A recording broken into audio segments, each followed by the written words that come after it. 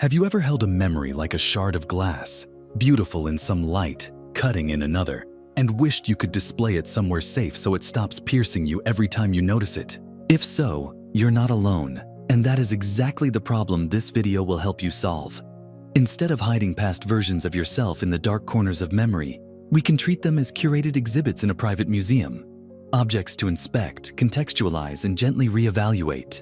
Think of your life as a gallery of selves. The anxious teenager, the overeager intern, the parent who made the best decisions they could with the information they had. Each of those selves carried intentions, limits, and blind spots. They did not exist to haunt you. They existed to respond to particular contexts. The technique I want to teach you is simple in principle and transformative in practice. Gather the exhibits of your past selves, label them with context and insight, and perform a ritual of reevaluation that turns guilt into understanding, regret into learning, and fragmented identity into coherent narrative. We'll walk from the problem to the why, and then into a precise, actionable toolkit you can use tonight. First, why does this matter?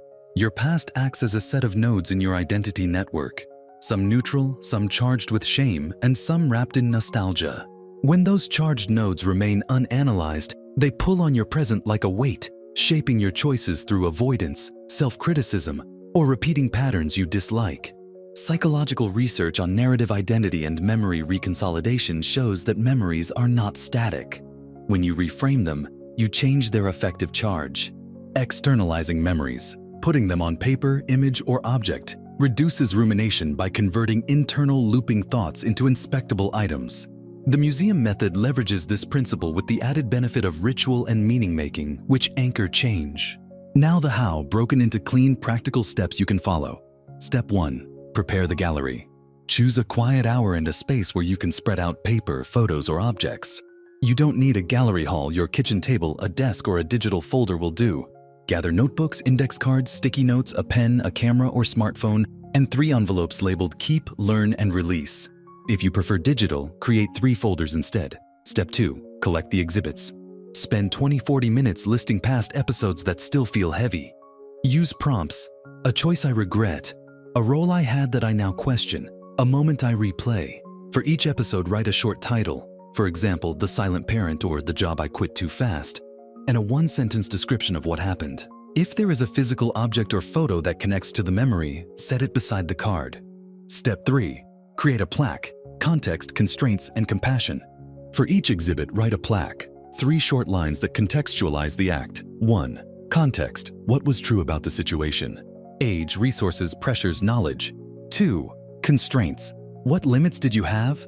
Time, money, emotional capacity. 3. Compassionate note.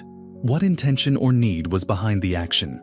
This plaque is not an excuse. It's a historical note that explains why that past self acted as it did. Example plaque. Context, 24, new to the city, afraid of being judged. Constraints, no savings, high anxiety. Compassion note, sought acceptance and safety. Step 4, add curatorial tags, lessons, costs, reparations. Under each plaque, add 3 tags. Lesson, what you now know. Cost, what did you lose or what consequence remained. And repairable. Yes, no, plus a small action if yes. This converts emotion into problem solving. For instance, lesson, I value steadiness over excitement. Cost, lost 2 years of skill development. Repair, enroll in a 6-week skills class. Step 5, walk the gallery and speak to the exhibit as a curator. Now do a gallery walk. Stand or sit with each card and read the plaque aloud. Use this script. You were me at X. You did what you could with what you had. Here's what I now understand. Here's how I forgive/repair/respond. Speaking aloud creates psychological distance, a technique known as distancing, which reduces emotional reactivity and increases insight. Step 6. The dialogues. What to say to past you. For each exhibit, write a short letter addressed to that past self. Use 3 short prompts. 1. What you needed then that I can give now. 2. What I forgive you for. And 3. 1 concrete action for repair or integration. For example, Dear 19-year-old me, you needed someone to tell you that uncertainty doesn't mean failure. I forgive you for backing out. Tonight, I will call the person you wanted to reconnect with or jot a plan to learn the skill you deferred. These letters are not theatrical guilt cleanses. They are concrete scripts that transform passive remorse into actionable integration. Step 7. The Reevaluation Ceremony. Ritual matters. Choose a small ritual that signals to your brain that you're moving from rumination to revision. It can be as simple as placing each card into one of the 3 envelopes. Keep, stories that still guide you. Learn, stories you turn into lessons. Release, stories you archive with compassion. And then sealing the release envelope. If you prefer symbolic action, fold the release letter and place it in a box, or scan it and move the digital file to a folder labeled Archive. Important safety note: if the memory involves severe trauma, avoid rituals that re-traumatize. No forcing reliving. Instead, do this with a therapist or supportive person. Step 8. Display what guides you. From the Keep envelope, choose one plaque to put somewhere visible for a week. On your desk, your phone wallpaper, or your bathroom mirror. Let that plaque act as a compass for daily behavior, a compact, compassionate reminder of how far you've come and what you value now. Step 9. Make a repair list and schedule first steps. For any exhibit tagged repairable, list one micro-action you can take in the next 7 days. Short, specific, and low friction. Send a check-in text, apologize with a 2-sentence message, enroll in a course, set boundaries. The point is to convert moral discomfort into targeted work. Step 10. Revisit and revise. Set a calendar reminder in 1 month to revisit the museum. Memory reconsolidation works best when updated repeatedly. Small, regular reevaluations keep the exhibits from calcifying into identity traps. To support these steps, I want to offer 3 quick scripts and templates you can copy-paste. Exhibit card template, title, the role, year, age, X, short description. 1 sentence, plaque, context/constraints/compassion. 3 short lines, lesson/cost/repair, 1 line each. Letter script to past self. Dear year X me, I see you. You were trying to need. You did the best you could with constraints. I forgive you for action. If you'd like, here is what I can offer now. Action. Repair micro-action. Template. This week I'll do 1 specific task, time required, 30 minutes, expected effect. Short sentence, follow-up date. Date. Why this works from a psychological perspective. Labeling and contextualizing reduce limbic reactivity. Externalizing converts abstract shame into concrete facts, allowing the prefrontal cortex to engage with solutions. Ritual and repeated revision leverage reconsolidation mechanisms to change associative networks. Meaning-making and narrative integration improve coherence of identity, lowering the frequency of intrusive rehearsals. There is also a moral philosophical benefit. When you reframe past selves as exhibits, you recognize that identity is diachronic, a thread stitched from many panels, rather than a static, unchangeable portrait. This reduces the demand that your current self bear responsibility for every past act in the same way, while preserving the moral seriousness of repair where appropriate. A few practical variations you can choose depending on temperament. Visual mode. Build a digital gallery with photos and captions using a simple slideshow app. Audio mode. Record short voice plaques and listen to them on a walk. Group mode. Do a guided museum night with a friend where you each present one exhibit and receive an outside perspective.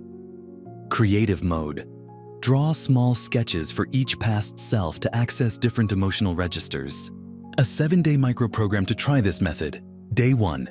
Collect 5 exhibits and write plaques for each, 30-60 minutes. Day 2. Walk the gallery aloud. Address 1 letter to a past self, 20-30 minutes. Day 3. Choose 2 repairs and schedule micro-actions, 15 minutes. Day 4. Perform a small ritual of release for 1 exhibit and place it in archive, 10-15 minutes. Day 5. Share 1 plaque with a trusted friend or therapist for perspective, optional. Day 6. Reflect. Journal for 15 minutes about any shifts in self-talk. Day 7. Revisit the Keep plaque and set a week-long reminder to practice the lesson daily. Anticipate common hesitations and how to respond. This feels like excusing bad behavior.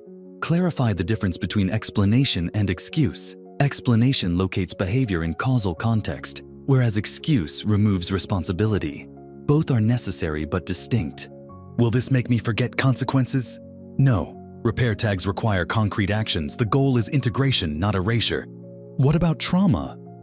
If the memory is deeply traumatic, do this work with a therapist.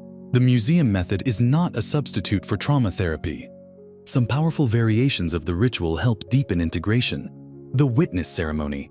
Invite one trusted person to observe as you read a plaque aloud, then ask them to reflect what they heard. This external witnessing can validate the complexity of your decision-making. The archival addendum. After 6 months, update the plaque with what changed. This creates an evidence trail of growth that counters self-critical narratives. The time capsule promise. Write a short note to a future version of yourself describing one lesson you want to still hold and seal it for a year. Finally, a gentle philosophical word. Human beings are storytellers. Our well-being depends less on heroic erasure and more on coherent, compassionate narrative. The museum method is a pragmatic storytelling tool. It turns chaotic recollection into curated knowledge. When you treat past selves as exhibits, you make space for compassion that is neither indulgent nor evasive. You honor history while asserting the power to act differently now. Tonight, if you feel the pull of guilt or the echo of regret, take 15 minutes to pick one memory, write a 1-sentence plaque that includes context, and draft a 2-line letter to that past self offering what they needed. If you like this practice, continue the gallery over a week and choose one small repair to complete. If any memory feels too sharp, pause and consider reaching out to a professional. If this museum method opened a window for you, try it and tell us what changed. Share one small plaque in the comments or with a friend. If you found this tool useful, please like this video, share it with someone carrying a heavy memory, and subscribe to Mind Unlocked for more practical techniques that turn painful fragments into integrated wisdom. Because the work of better thinking isn't about erasing who you were, it's about curating who you're becoming. And we build that gallery together.